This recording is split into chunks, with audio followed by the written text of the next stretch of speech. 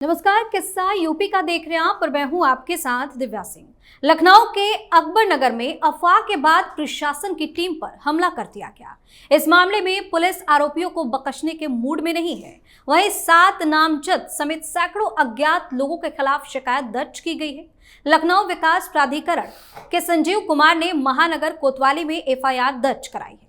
बता दें कि एलडीए की कार्रवाई के बाद एक 4 मंजिला इमारत भरभरा कर गिर गई थी, जिसके बाद आसपास खड़े 3 लोग मलबे की चपेट में आकर घायल हो गए थे। इस बीच मलबे में दबने से 5 लोगों की मौत की अफवाह फैल गई थी, जिसके बाद लोग भड़क गए और उन्होंने एलडीए के अधिकारियों पर हमला कर दिया था। इसी पर चर्चा करने के लिए मेरे साथ स्टूडियो मौजूद हैं कैपिटल टीवी के एग्जीक्यूटिव एडिटर राजीव जी। सर, आपका स्वागत। धन्यवाद। आखिर कौन है वो लोग जो बार बार किसी न किसी बहाने से माहौल को खराब करने की कोशिश में लगे रहते हैं? ये माहौल खराब करने की कोशिश नहीं है, ये माहौल बनाने की कोशिश है। माहौल खराब करना और अपने लिए माहौल बनाना, दोनों में अंतर है। और ये जो झूठी खबरें चलाई जा रही है कि 5 लोगों की मौत की अफवाह, कि मलबे में दबकर 5 लोगों की मौत हो गई, इस अफवाह के कारण लोग वहां इकट्ठे हुए, हंगामा किया, पुलिस वालों पर हमले किए, पत्थरबाजी की घरों पर से।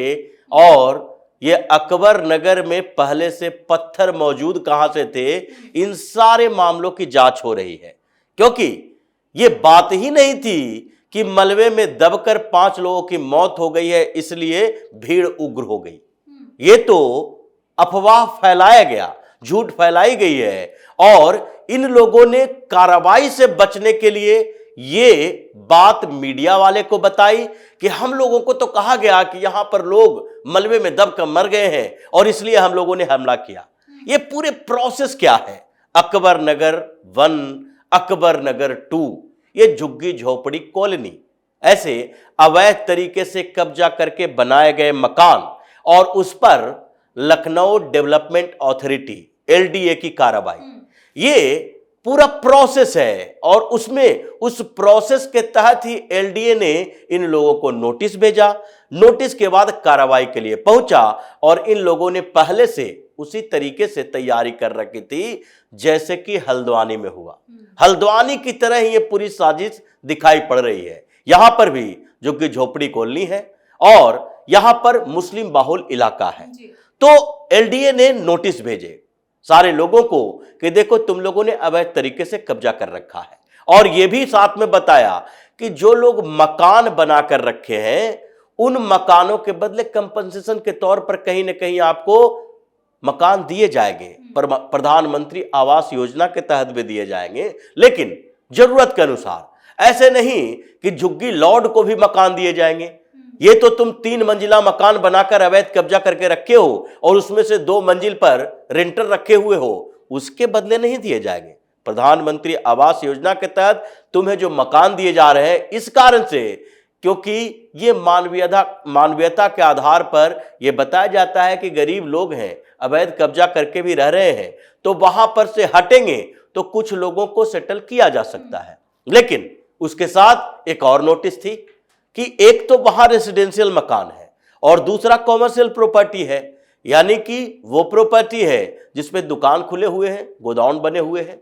ये सम्राट फर्नीचर वाले के खिलाफ नोटिस जारी की गई थी और उसी का मकान जो कि गोडाउन बना हुआ था उसको तोड़ने के लिए पोकलैंड मशीन और जेसीबी मशीन, जो बुलडोजर कहा जाता है, वो बुलडोजर भेजे गए थे और वहां पर उसको ध्वस्त किया गया। अब जो बड़ी सी बिल्डिंग है 3-4 फ्लोर की, उसको गिराया जाएगा तो थोड़ा बहुत तो इधर उधर मलबे जाएंगे। और उस मलबे से अगर कोई उधर से गुजर रहा है, उसको थोड़ी सी खरोच आ गई तो ये कोई बवाल करने की वजह थी?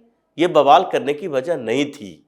ये पूरी कॉन्स्पिरेसी पहले से चल रही थी और इसके लिए इन लोगों ने तैयारी कर रखी थी। क्योंकि जो सबूत अब सामने आ रहे हैं, क्या हुआ है कि लगभग 1200 रेसिडेंशियल मकानों के लिए, जो कि जिसमें लोग रह रहे हैं, उनको नोटिस जारी की गई थी और 250 दुकानों को भी नोटिस जारी की गई थी एलडीए की तरफ से। फिर ये लोगों ने क्या किया, ये लोग लखनऊ हाईकोर्ट में चले गए। लखनऊ की बेंच ने, हाईकोर्ट की बेंच ने इस पर सुनवाई की और स्टे लगा दिया। लेकिन एलडीए वाले गए कि स्टे क्या पूरे बस्ती के ऊपर है, कि वहां पर कोई भी अवैध जो कब्जा किए हुए हैं किसी पर हम ध्वस्त नहीं कर सकते, किसी को हटा ही नहीं सकते, इंक्रोचमेंट है, ये अवैध तरीके से कब्जा है। हाई कोर्ट की बेंच ने कहा कि यहां पर जो हमारे पास आए हैं, जिसके एप्लीकेशन है, उन लोगों पर अभी कार्रवाई ना की जाए, लेकिन हम सबकी गारंटी नहीं ले सकते। जो लोग कोर्ट की शरण में नहीं आया है उसके खिलाफ कार्रवाई करो। फिर 250 लोगों को चिन्हित किया गया। एलडीए के कर्मचारी अधिकारी वहां पर सर्वे करने के लिए गए और कोर्ट के फैसला जो स्टे लगाया हुआ था उसकी कॉपी लेकर गए कि किन किन लोगों ने कोर्ट में याचिका दायर की थी और किन किन लोगों ने नहीं दायर की थी, और किसके मकान अवैध कब्जे पर बना हुआ है, और उस जमीन पर जो मकान बने हैं और जिसने कोर्ट के ऑर्डर का पालन नहीं किया या कोर्ट में अप्लाई नहीं किया है, याचिका नहीं दायर की है, उस पर क्रॉस किया था और उसके बाद कार्रवाई के लिए आगे व्यवस्था की गई। उसमें एक नाम इमरान रजा का भी था। और इमरान रजा कौन है? ये वही है जो इन लोगों की पैरवी कोर्ट में कर रहा था। वकील कहता है अपने आप को, और इसने कहा मानवीयता के आधार पर हमें कुछ संरक्षण दी जाए। उसके मकान को भी एलडीए के अधिकारियों ने नोटिस दिया था और उसके खिलाफ कार्रवाई होनी थी, लेकिन कार्रवाई से पहले जब भनक लगी तो वहां पर 200 मुस्लिम महिलाएं जाकर जमावड़ा डाल दी, डेरा डाल के बैठ गए उसके मकान के आगे। अब एलडीए के अधिकारी पहुंचा, देखा तो यहां तो 200-300 मुस्लिम महिलाएं बैठी हुई है। इतना भी क्रूरता नहीं हो सकती, मजबूरी है, क्योंकि इन लोगों ने बच्चे, बूढ़े और महिलाओं का इस्तेमाल हथियार के तौर पर, शील्ड के तौर पर करना शुरू कर दिया है। और इसलिए ये मुस्लिम महिलाएं वहां पर बैठी थी। एलडीए के अधिकारी उस समय पीछे हट गए कि चलो इसको शांत होने दो। लेकिन फिर जब दोबारा ये लोग कार्रवाई करने के लिए सम्राट फर्नीचर के पास गए तो ये पहले से ही तैयारी करके रखा था, क्योंकि इन लोगों ने तैयारी इस स्तर पर की थी कि 25 सीसीटीवी कैमरे जो मेट्रो पिलर के ऊपर लगे थे, जो आसपास के क्षेत्रों में लगे थे, उन सब को पहले तोड़ा गया। और इन लोगों ने इसलिए तोड़ा क्योंकि ये बातें पहले से पता है कि योगी सरकार चुप बैठने वाली नहीं है। करोगे हंगामा तो कार्रवाई तो जमकर होगी, और जमकर हुई भी। इन लोगों को दौड़ा दौड़ा कर पीटा गया और ये कहानी आगे की है। लेकिन इन लोगों ने कैसी साजिश की?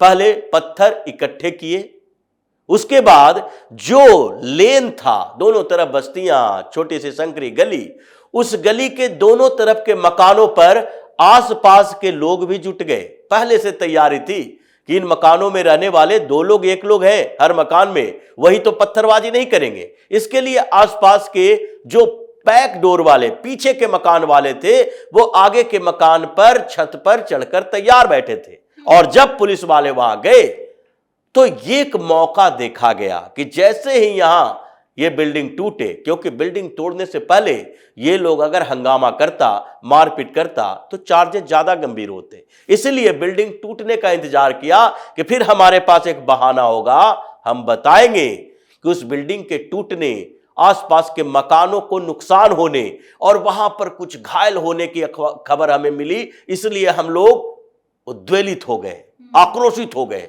और यही किया इन लोगों ने। जैसे ही मकान टूटा और उसके बाद मलबे बिखरे, इन लोगों ने हंगामा करना शुरू कर दिया। पुलिस वाले वहां से भागने की कोशिश किए, लेकिन दोनों तरफ से पत्थरबाजी हो रही थी, इनकी गाड़ियों को तोड़ दिया गया। तत्काल, ये उत्तर प्रदेश की सरकार है और इसलिए तत्काल क्या किया गया कि वहां की बिजली काट दी गई। पुलिस वाले ने फोन किया, बिजली काट दी गई। 2 घंटे, 7 बजे के बाद की बात है, 2 घंटे तक वहां बिजली गुल रही। पुलिस वाले वहां से निकले ही नहीं, बल्कि इन लोगों को पीट पीट कर भगाया। बैकअप टीम आई और वहां पर पूरे एरिया को चारों तरफ से घेर लिया गया। इन लोगों ने जब पुलिस वालों को देखा तो फिर अपने अपने घरों की तरफ दुबकना शुरू कर दिया। कुटाई पिटाई के बाद ये अंदर गए, लेकिन जब पुलिस वालों ने जांच करना शुरू किया कि देखें सीसीटीवी कैमरे लगे थे, जो लोग यहां हंगामा करने वाला है उसकी फोटो तस्वीर तो होनी चाहिए। 25 सीसीटीवी कैमरे को तोड़ा जा चुका था पहले ही। मतलब ये बड़ी कॉन्स्पिरेसी तुम पहले करके रखे थे कि अगर पुलिस वाले की हत्या भी हो जाए तो हत्या करने वाले की तस्वीर दिखाई ना पड़े, फोटो ना हो। फुटेज ना हो।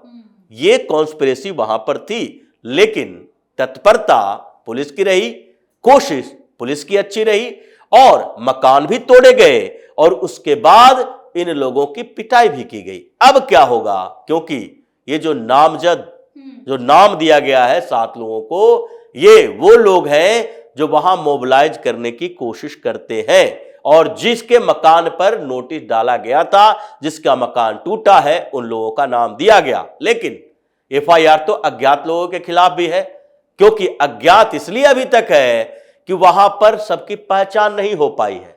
पहचान तो धीरे धीरे होती है जब कैमरे के फुटेज सामने आते हैं। सीसीटीवी कैमरे तो तोड़ दोगे, लेकिन कैमरा टूटने से पहले कुछ तो तोड़ने वाले और वहां पर भीड़ इकट्ठा जो हुई है उसके फुटेज तो सर्वर में सेव हो जाएंगे।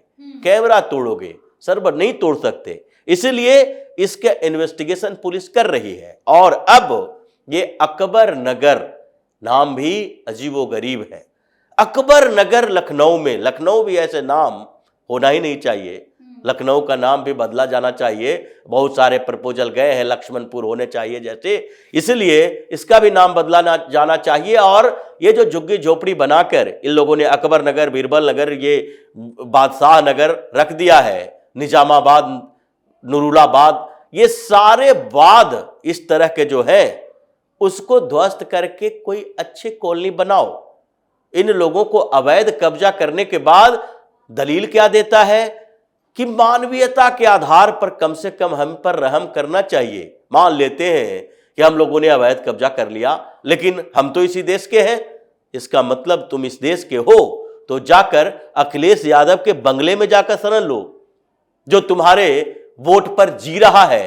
तुम अखिलेश यादव से क्यों नहीं कहते कि हमें लाकर ले जाकर यहां लखनऊ से अपने पार्टी ऑफिस के लिए जो एकड़ में जमीन रखे हो, अपना जो पूरे परिवार का बंगला बनाए हुए हो, वहीं पर शरण दे दो, वहीं पर रह ले। लेकिन अवैध कब्जा को मानवीयता का चोंगा ओढ़ाकर बचाया नहीं जा सकता।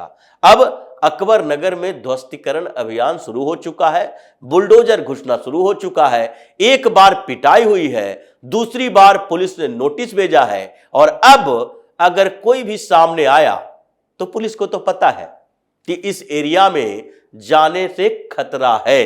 जिस तरीके से हर मामले में पुलिस अलर्ट रहती है और उसे पता होता है कि इन एरिया को पहले चिन्हित कर लो कि अगर बवाल होगा तो इस एरिया में होगा, तो पहले से पुलिस बल भेज दो।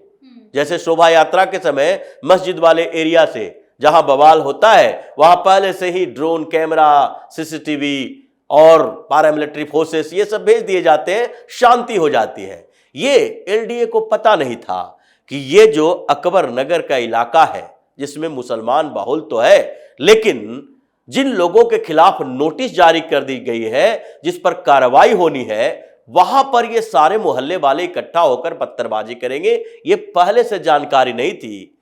संभावना थी इस बात की कि हो सकता है, लेकिन उस समय तैयारी कम थी। अब तैयारी पूरी है, पूरे कॉलोनी को ध्वस्त किया जाएगा।